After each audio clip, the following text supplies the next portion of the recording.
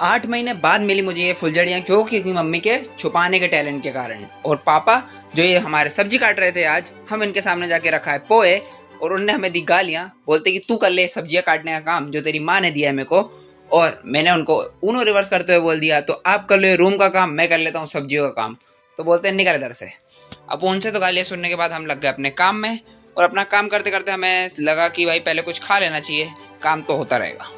उसके बाद हमने बोला चलो सारा सामान समेट के रखते हैं, एक रेलगाड़ी बनाते हैं जिसके अंदर सारा सामान रख के हम रूम के बाहर तो निकाले कम से कम। हमें मिल गया एक पेन जो हमारे जीवन का सबसे बड़ी सफलता मान सकते हैं आप इसको। और हमारे बिस्तर के नीचे से ऐसी ऐसी चीज़ें मिली हमें, क्या बताएं। एक तो हमें मिली खिलौने वाली कार जिसको हमें चला के आ गया बड़ा मज़ा। उसके बाद हमें मिले रोलर स्केट्स, भाई साहब क्या बताएं। वो रोलर स्केट्स की एक जो थे वो हमने तोड़ दिए, क्योंकि हम बचपन में शौक था कि हम उसमें से खोल खोल के देखें कि है क्या उनके अंदर। तो हमने उनके टायर निकाल दिए। उसके बाद हमें जो गालियाँ पड़ी वो हम आपको बयान नहीं कर सकते। उसके बाद हमें विराट कोहली बनने का मौका मिला, AK-47 मिल गई हमारे बेड के नीचे से। और ये वही लोग जान पाएंगे ये क्या है जो इंजीनियरिंग कर रहे हैं।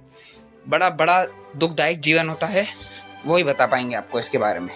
उसके बाद हमने लगाया जो मम्मी ने बोला था पहले पार्ट में, जैसे हमने आपको बताया था कि मम्मी ने हमें बोला कि इसको झाड़ फूँक के अंदर रख दो, तो वही हम करने में लग गए। उसके बाद हमने रेलगाड़ी को बाहर निकाला और रेलगाड़ी को बाहर निकाल के कपड़ों में लग गए।